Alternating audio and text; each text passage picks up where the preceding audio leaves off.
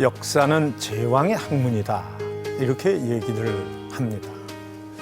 아마 그만큼 무겁고 또 어떤 승자의 시각에서 본 그 기록, 이런 것들이 많이 남아 있어서 이렇게 이야기가 되는 것 같기도 합니다. 근데 역사는 수레바퀴와 같다고도 하고 또 거울과 같아서 우리의 현재를 늘 비추어 준다. 그래서 그 역사를 알면 미래가 보인다, 이렇게 얘기도 합니다.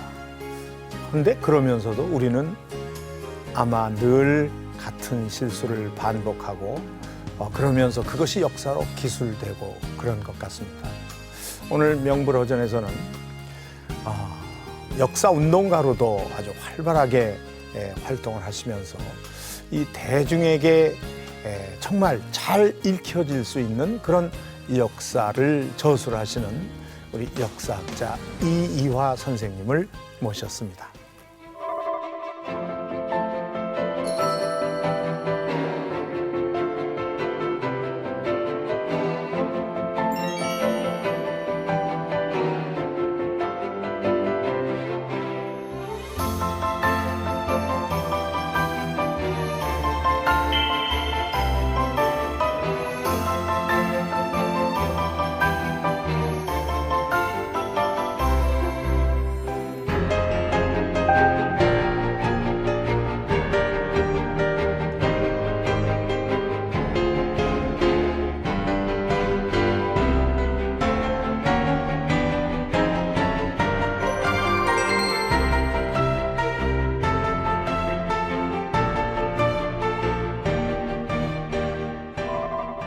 선생님 안녕하세요. 안녕하세요. 네네.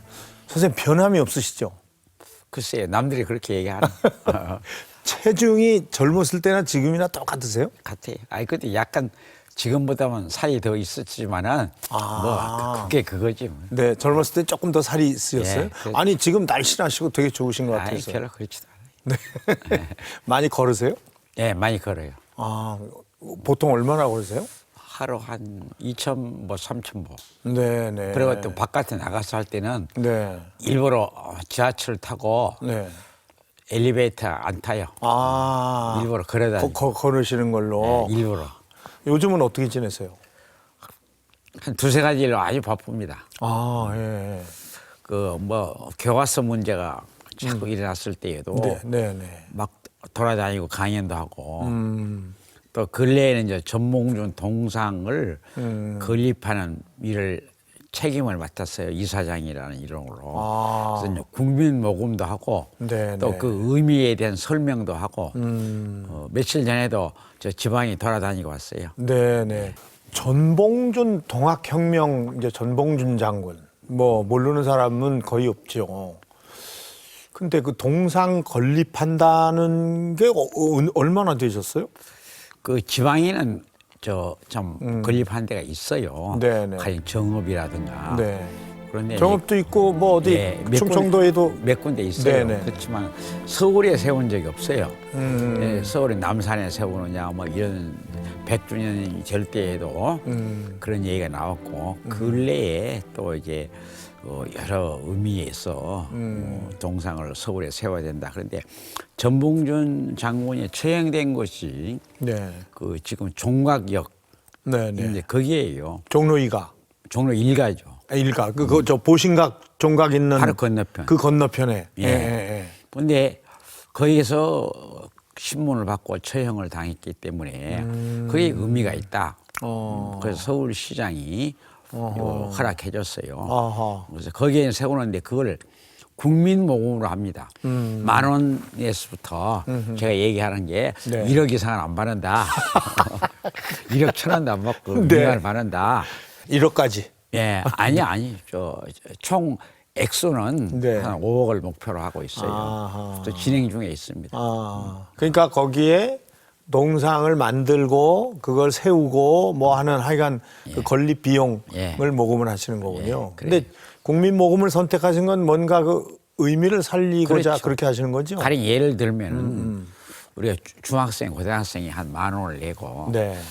엄마 아빠가 같이 손잡고 하면서 저거 우리가 돈을 내서 세웠어. 아. 그러면 누가 기업체라든가 누가 혼자 부담해가지고 세워주는 것보다 아하, 의미가 그렇죠. 얼마나 큽니까? 네, 네. 교훈적인 의미도 있고 또 우리가 전봉준 장군이 민족의 지도자인데 그 몇 사람이 세우는 것보다도 10,000원, 20,000원 내서 세운다. 또 이렇게 세운다는 것을 특히 이제 의미를 네. 두려고 하는 것이죠. 그러니까 국민의 동참과 말하자면 그 전봉 장군의 그 뜻이나 생각이 네. 그렇게 그러면 자연스럽게 이렇게 이제 알게 되고 그렇죠. 뭐 그런 과정으로 이 동상이 만들어지길 원하시는 그것도 거네요. 이제 역사학자로서 또 한 가지 얘기하면은 1894년에 동학 농민의 혁명이 네. 그 지도자가 이제 전봉준인데 네. 이것은 양반 상놈, 빈부 격차 이런 걸 해소하기 위한 이걸 반봉건 운동회라고 그래요. 그렇죠. 예. 두 번째로는 일본과 싸운 거예요. 침략 세력이 일본. 그렇죠. 이 두 가지 의미를 가지고 있는데 어떤 점에서는 그것이 3.1 운동, 4.19 혁명, 6월 항쟁, 그리고 이제 촛불 시민 문화 대축제 이게 연결이 된다고 보는 거예요. 그 근대의 시작이 거기서 왔다. 그래서 촛불 시위가 광화문 종로 일가에서 다 이루어졌잖아요. 네네. 그 장소에다가 또 전북의 동상이 들어선다. 그런 역사적 의미가 특별히 있다. 저는 이렇게 이제 얘기를 대중들에게 하고 다닙니다. 어쩌면 그러니까 봉건 사회에서 근대 이 국가로 그렇죠. 넘어오는 사실은 가장 큰 사건이었던 거지요. 그렇죠. 예. 엄청난 또 탄압을 받았어요. 네, 그러니까 그것이 이제 시간이 조금 지난 뒤에 3.1 운동으로 결집이 된 것이죠. 네, 네. 선생님이 본 그 전봉준 장군은 어떤 사람인 것 그러니까 같아요? 요약해서 얘기하면은 네. 그분은 농촌 지식인으로서 정말로 이 소장 농민들이 못 살고 수탈당하고 이걸 보고 의분을 견딜 수 없었고 또 하나 단순한 그런 무슨 폭력을 동원해가지고 뭐 복수를 한다든가 저항하는 수준이 아니고 굉장히 이론을 가지고 있었어요. 이 사회를 어떻게 바꿔야 되느냐. 근데 그건 또 그렇다 하고 무엇보다 일본에 의해서 우리가 농촌이 경제적 침탈을 당하고 그 일본이 사치품을 갖다 팔아먹고 우리의 쌀이라든가 이런 걸 다 가져가고 이런 현실을 두고 볼 수 없다. 그래서 이제 정말 마지막으로 그가 그 2차 봉기를 일으켜서 일본하고 일대 접전을 벌여서 공교에서 크게 붙었지 않습니까? 네, 네. 근데 공교에서 이제 패전했어요. 패전할 수밖에 없어요. 일본은 전부 신무기를 가지고 있어요. 그렇죠. 근데 여기는 죽창 아니면 조총. 이게 대항하니까 그렇죠. 네. 게임이 안 된다고 볼 수 네, 있어요. 네. 그렇지만 그 정신만은 위대한데 특히 마지막이 장렬합니다. 왜 그러냐면 일본이 서울로 데려왔어요. 네. 현장에서 안 죽이고 네. 그래서 감옥에 가다 놓고 회유를 계속했어요. 우리한테 협조해라. 그러면 네가 생각하는 권력도 주고 부도 주고 다 주겠다. 그런데 내 부하가 저렇게 많이 죽었다. 또 뿐만 아니라 나는 당신네들이 시킨 대로 할 수가 없다. 난 내 할 일이 있다. 그래서 나를 감옥에 가두어서 어두운 컴컴한 자리에서 사형을 시키지 말고 저 밝은 대낮에 종로에다가 내놓고 내 목을 쳐서 피를 뿌리라. 아, 본인이 그렇게 원했어요. 그럼 일본 기자들이 다 기사가 나와요. 네, 그때 네. 우리나라 신문이 별로 없었어요. 네. 일본 기사들이 전부 그게 나갑니다. 그래서 일본 사람들도 기자들도 전봉준의 그런 당당한 모습을 보고 정말로 이 감동을 했습니다. 일본 사람들이 자기들에게 저항한 사람을 존경한 것 중 두 사람이 있어요. 한 사람은 전봉준이고 한 사람은 안중근 안중근입니다. 의사. 예. 예. 처형된 그 자리에 세운다라는 건 굉장히 큰 의미가 있는 것 같아요. 있습니다. 야, 가령 예를 들면은 그 안중근 의사의 동상이 남산에 있어요. 네. 실제 거기서 연고가 있는 건 아니에요. 그렇죠. 또 김무 동상도 거기 있어요. 네. 그건 꼭 연고가 있는 거 아니에요. 민족 지도자니까 없지만 네. 가급적이면 그래도 연고가 우리가 있는 자리. 세종대왕이 아. 경복궁 앞에 동상이 서 있듯이 네. 전봉기도 죽은 자리에서 특별한 상징성을 가지고 있지 않느냐. 네. 그런 의미를 담고 있습니다. 그래서 선생님도 별명이 녹두장군이라고 그러시는 것 같은데. 예, 그래요. 예. 남들이 네. 녹두장군이라는 말을 합니다. 근데 딱 한 가지는 닮았어요. 키가 작아요. 다른 거는 어떻게 감히 그 용기, 네. 그 기백 네. 이런 것은 못 따라가죠. 아, 그래도 비슷하신 것 같은데, 아이, 제가 볼 그렇지 때. 예. 근데 오늘 선생님 나오신 김에 동학이 시작된 어떤 이런 계기, 그 다음에 그 과정, 이런 거를 조금 간략하게 설명을 해 주셨으면 좋겠어요. 동학의 발생. 네. 동학은요, 19세기 이제 후반기에 정말로 이 삼정문란, 국가 조세가 기본적으로 문란돼 있어요. 그래요. 수령들이 다 해먹고, 네. 수령들 해먹는 게 안동김 씨들이 서울에서 해먹고, 조금 뒤에는 이제 또 여흥 민 씨들이 또 해먹고, 네. 이런 특정 문종을 얘기하는 게 아니라 이건 일반적인 현상이에요. 이럴 때 동학이 또 양반 상름을 지나치게 하려고 남녀의 차별, 네. 또 적자와 서자, 이런 걸 구분할 때 최재우가 네. 지식인으로서 이 사회를 이렇게 가면 안 된다. 그래서 주장한 거예요. 양반 상름 없애자.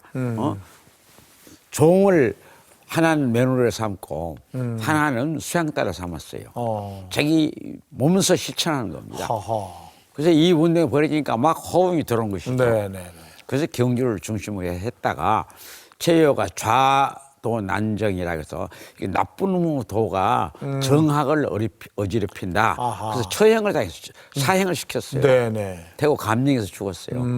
그러다가 그 뒤에 이제 최시행하는 분이 그 제자가 역적의 무리다 하니까 허잠행, 즉 숨어 다니면서 이 포덕을 했어요. 네. 강원도, 충청도 일대에 산악지대를 중심으로. 그러다가 이제 1890년대 오면은 전라도로 제일 늦게 돌아요. 네, 전라도가 네. 이게 들판 지역이거든. 그렇구나. 예. 그 이제 경주에 시작해가지고 네. 이제 충청도, 강원도를 해가지고 늦게 해서 이제 전라도와 충청도 좌도라는 거 바닷가 이쪽 좌도 우도가 그때 고민했었는데 네, 네. 그래서 퍼지니까 이제 가장 모순이 된 것이 또 인구가 가장 많은 것이 호남과 충청도예요. 네, 네. 근데 경상도도 원래 있고 그래서 이 세도의 농민들이 일본의 그 침략과 또 민씨들이 너무 과도해요. 오늘 생각해봐도 자기들끼리 다 해먹고 전국 권력 있는 자는 다 민씨들이 찾아오고 또 민씨에게 벼슬을 싼 수령들이 다 수탈을 해먹고 그런 과정에서 이 농민들의 분위기가 동학이라는 조직과 그 이념이 농민의 이해와 같이 맞아가는 것이죠. 네, 네. 그래서 동학과 농민의 결합이에요. 이것은. 네. 근데 사실은 우리가 이제 그동안에, 그러니까 물론 얘기는 이렇게 역사 속에 있는 인물이기 때문에 이렇게 학교에서도 배우고 이렇게 들었지만 그렇게까지 깊이 있게 뭐 동학이나 전봉준 장군이나 여기에 대해서 그렇게까지 평가가 사실 그렇게 많지는 않았던 것 같거든요. 그렇죠. 그럼 우리 지금 이 시대에 전봉준 장군 동상을 그 처형 장소에 세우고 그 지금 열심히 운동을 하시는 거잖아요. 네. 왜 이 시대에 전봉준인가? 그러니까 자주란 노선. 그래서 동학 농민혁명을 일으키고 전봉을 추구했던 자주 평등이에요. 자주 이제 우리의 특성이죠. 그다음에 평등, 그다음에 인권 이런 문제들이 걸려 있어요. 그래서 지금은 이제 세상이 달라져서 유럽의 그 많은 뭐 연구자들도 네네. 동양의 태평천국이라든가 한국의 동학농민혁명이라든가 연구를 합니다. 엊그제도 전북대학에서요 5대 혁명을 비교한 일도 있어요. 그래서 프랑스 혁명은 유럽에 영향을 엄청 끼쳤잖아요. 네네. 근데 동학농민혁명도 청일전쟁이 일어나가지고 동아시아를 개편했어요. 네네. 이제 청나라가 일본이 우세하고 청나라 여접시 깨지고 네. 이런 과정이 있어요. 네네. 그래서 그런 점에서 이제 재평가를 해야 된다. 이렇게 얘기가 되는 것이죠. 어쨌든 우리 역사에서 굉장히 그 동학혁명 자체는 굉장히 중요한 큰 흐름을 갖고 있는 운동이었죠, 사실은. 지금은 이제 지금 역사학계도요. 이건 거의가 견해 일치를 지금 보고 있는 거예요. 네네네. 근위대사의 시작이다 하는 네. 것을. 그동안에는 근데 그 당시에 제도권, 기득권 가진 사람한테도 아마 내가 볼 때는 제대로 뭐 박수를 못 받았을 테고 그렇죠. 또 일본하고는 또 대항의 관계였고 그래서 어쩌면 굉장히 힘든 그런 힘들었어요. 운동을 하지 그래서 않았나 이제 싶어요. 적어도 60년대 지나가지고 한국전쟁이 끝난 뒤에 네. 70년대, 80년대, 이 90년대에 이 운동이 일어났는데 한 가지만 얘기하면요. 며칠 전에도 전주 가면요. 옛날 도청 있는 그 뒤쪽에 네. 그러니까 기린봉이에요. 근데 그 기린봉 아래에 그 산이 다 이도항이라고 동학 농민군을 가장 많이 죽인 현재 사령관이에요. 어허. 근데 그 사람이 또 전라 관찰사를 했어요. 네네. 전라도가 국가에 내는 세금이 그렇죠. 제일 많아요. 근데 그런 자리에 가면 1년 하면 이제 평생 먹고 산다 이러는데 네네. 바로 죽을 때 그 뒤에다 묘를 쓰게 한 거예요. 산을 다 찾아오고. 근데 거기 가보니까 네. 문제는 다른 데 있어요. 막 스프레스로 막 해놓고 우리 하지 말라고 훼손하지 말라. 그 민족문제연구소에서 거기다가 친일파 누굴 그렇게 써놓은 거예요? 써놨어요. 거기다 예. 팻말을. 네네. 그건 다치지 말라고 그랬어요.